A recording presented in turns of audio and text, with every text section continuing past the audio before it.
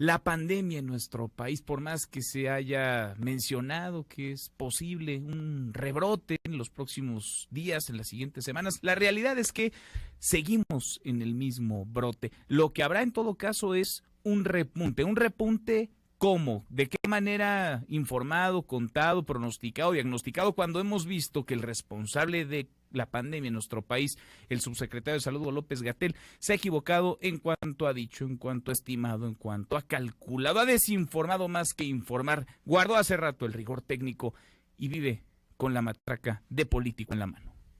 Gradualmente empezaremos a ver más casos de influenza, esto irá creciendo, esto es normal, llegará a un punto máximo probablemente en diciembre o enero.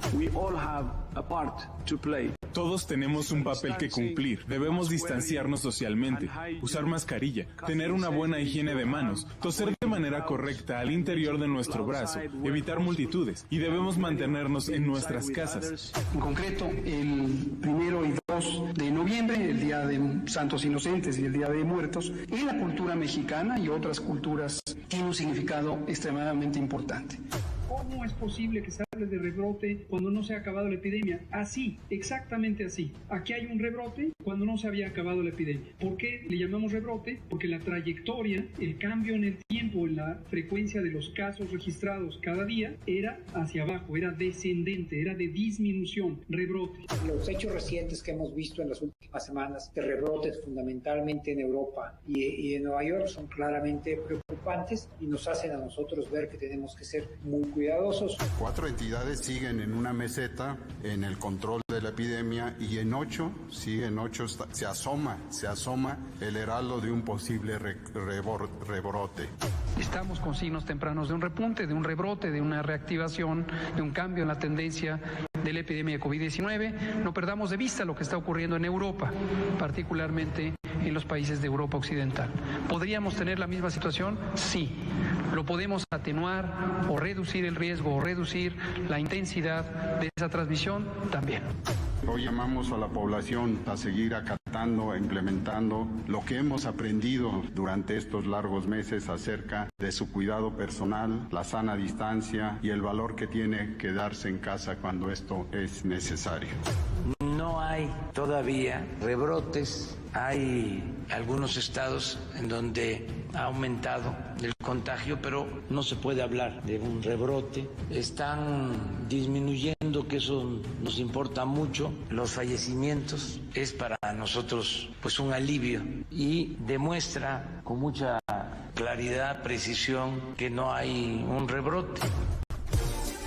No hay un rebrote, dice el presidente López Obrador, pero el subsecretario de Salud, que hace las veces de secretario de Salud, Hugo López-Gatell, sí ha hablado de que comienza a haber rebrotes en algunas entidades y que podría darse un rebrote. La pregunta obligada es, ¿rebrote o repunte? Rebrote porque parece que seguimos en el mismo brote, en el primer brote, nunca se fue en México, a diferencia de los datos y de las curvas registradas en Europa, que en México realmente la pandemia se ha sostenido, se ha mantenido. El número de casos confirmados cada 24 horas es permanente, no se mueve demasiado, no hay un brinco ni hacia arriba ni hacia abajo. Está, eso sí, aplanada la curva, pero en las nubes. Le agradezco mucho a la doctora Laurian Ximénez Fibi, jefa del Laboratorio de Genética Molecular de la UNAM, doctora por Harvard, que platique con nosotros esta tarde. ¿Cómo estás, doctora? Gracias.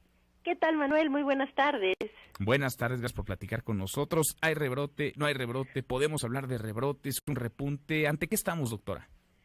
Bueno, pues en esta ocasión, después de tantas cosas falsas y información imprecisa que ha dado el presidente de la República sobre la pandemia, finalmente le voy a dar la razón. Es verdad, no hay rebrote, no hay rebrote. ¿Sabes? Lo que hay es un repunte tremendo, eso es lo que hay. En nuestro país no puede haber rebrote, porque para haber un rebrote se tendría que haber terminado el primero. Y aquí pues nunca se terminó. El presidente de la República está confundido, ¿no? O sea, en la terminología, supongo, ¿no? Lo que hay en Estados Unidos es un repunte, en India hay repunte, en Brasil hay repunte, en Rusia, en Argentina, en Colombia, en Perú y en México, desde luego. Esos son todos repuntes. Son países que nunca controlaron la pandemia, que ha permanecido la pandemia en un punto muy alto de contagios y que de vez en vez disminuye un poco y de repente vuelve a subir. Eso es lo que está pasando, eso es lo que pasa en nuestro país, es lo que pasa en Estados Unidos y en el resto de los que acabo de mencionar. Lo que pasa en Europa, esto es algo notablemente diferente. Aquello se le puede llamar rebrote, desde luego, porque ellos tuvieron un primer brote, es decir, una primera oleada. Nosotros seguimos en la primera, que nuestras autoridades nunca han podido controlar. Allá en Europa sí, en los meses febrero, marzo, abril, pues tuvieron su primera oleada, que fue terrible, ¿verdad? Pero lo controlaron muy bien. Sí, haciendo bajó que prácticamente a cero, bueno, a muy pocos casos, a decenas de casos diarios, y ahora ahí sí hay un rebrote, ¿no? Ahí sí la curva va para arriba. Exacto. Ellos estuvieron meses, o sea, durante meses, en un punto muy bajo. En Italia, de hecho, días, también en Francia, algunos días en donde no se reportaba un solo caso. Es decir, que sí, ni muertes por COVID ni nada, es decir, en un punto muy bajo. Aquí en México, desde el mes de abril, no hemos bajado 1,000 casos al día, ¿no? Entonces, pues aquí hablar de rebrote, pues no, es una más de tantas y tantas mentiras. Es un repunte. ¿Qué quiere decir un repunte? Quiere decir que una situación que ya era grave ahora se empeora. Sí, porque ayer por ejemplo, más grave. Ayer, doctora, se registran casi 7,000 casos nuevos en nuestro país. Son un montón, son cifras que no veíamos hace mes y medio, 2 meses prácticamente en México. Bueno, y esta cifra está muy subestimada. Es decir, si vemos, por ejemplo, Francia ayer estaba reportando 41,000 casos, España reportó 20,000 casos, nosotros 6,000, y uno se pregunta por qué. ¿De verdad es que aquí hay menos casos que allá? No, la respuesta es no. A ver, aquí hay los mismos o quizá más que allá. Sí. La situación es que, por ejemplo, en comparación con España, España hace 19 veces más pruebas diagnósticas que México. 19 veces más Francia pruebas. hace 12.3 veces más pruebas que México. Y Estados Unidos, por ejemplo, reporta en un solo día 32,000 casos nuevos. Sí, pero ellos hacen 22.5 veces más pruebas que nosotros, ¿no? La India hace 4.1 veces más pruebas que nosotros. Entonces, cuando nosotros decimos que son 6,800 casos, pues son los poquititos que se pudieron, no son poquititos, son los que apenas se pudieron detectar con el número tan escaso de pruebas que se hacen. Pero pues la realidad es que debemos andar más o menos en esas cifras, entre 15, 20 o arriba, ¿no? O sea, si Francia está viendo 41,000 contagios en un día, pues no es difícil pensar que en México también los haya. Sin duda. Ahora, lo que pasa es que aquí no se detectan. Esa misma métrica, doctora, tendríamos que tomar para poder estimar, tener certeza del número de fallecimientos en nuestro país, porque cuando uno ve las cifras oficiales son de horror, son un drama. 87,415 muertes, está muy por encima ya del escenario más catastrófico del que habló Hugo López-Gatell, pero ¿qué tan apegada a la realidad es esa cifra? Sí, está desapegada de la realidad. Si vemos, claro, esto es distinto, los casos están mucho más subestimados que las muertes. Esto no es decir que las muertes no lo estén. Las muertes están subestimadas, pero en menor magnitud. Acá es porque los casos, la razón es porque los casos, no hay manera de identificar un caso más que haciendo pruebas, a excepción de esto nuevo, ¿no?, que se sacaron de la manga de lo que hacen ahora nuevo, ¿no?, que es esta asociación epidemiológica o esta dictaminación, que no es lo correcto, ¿no? Están haciendo eso simplemente para para excusarse de no hacer las pruebas, pero para diagnosticar un caso de COVID tienen que hacerse pruebas, ¿no? Y que digan misa. Entonces no hacen pruebas, se subestiman mucho más los casos. Ahora, con las muertes es distinto, porque independientemente de que se haga la prueba o no se haga la prueba, los cadáveres pues ahí están, ¿verdad? Sí. A diferencia de los enfermos, que muchos son asintomáticos y pues no se les ve, no se les escucha, que son completamente anónimos, o sea, no se sabe quiénes son. Pero pues los cadáveres pues ahí se acumulan y se subestiman menos las muertes. Ahora, los últimos reportes de exceso de mortalidad nos dicen que nuestro país, de hecho la Ciudad de México es la segunda ciudad a nivel mundial con más exceso de mortalidad, con mayor exceso de mortalidad. A nivel nacional se estima que en los últimos reportes que debemos multiplicar esta cifra por 2.9. Ahorita nuestro exceso de mortalidad está en eso. Hablamos, doctora, de más de 260,000 personas muertas en nuestro país. Sí, es correcto. En nuestro país han muerto más de 250,000 personas de COVID-19. Esa es la realidad. Los números que reportan son 87,415 al día de ayer, pero realmente estamos por encima de 250,000. Así que pues sí, es un escenario terrible en el que nos han puesto nuestras autoridades. Es de horror, doctora, pero no tomar las medidas para controlar el problema. Es de horror, pero yo sigo viendo cada semana cómo el presidente López Obrador arropa, apapacha, respalda públicamente al subsecretario de Salud, Hugo López-Gatell. Y a Hugo López-Gatell lo sigo viendo sonriente, quitado de la pena, sonriendo, doctora. Bueno, pues no sé cómo, tarde o temprano van a tener que dormir sabiendo que cargan en sus hombros las muertes de 250,000 de personas, ¿verdad? Y toda la pena que eso implica para todas las familias que han perdido a un ser querido. Entonces, pues pueden sonreír hacia las cámaras, pero no sé qué tan bien duerman en las noches o cómo se sientan de conciencia después.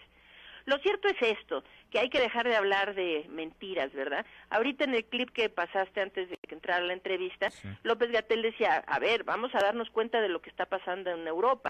Es muy fácil predecir para dónde va el subsecretario, porque conocemos ya después de 8 meses muy bien cuando el subsecretario miente, ¿verdad? O va a salir con alguna otra payasada, ¿no?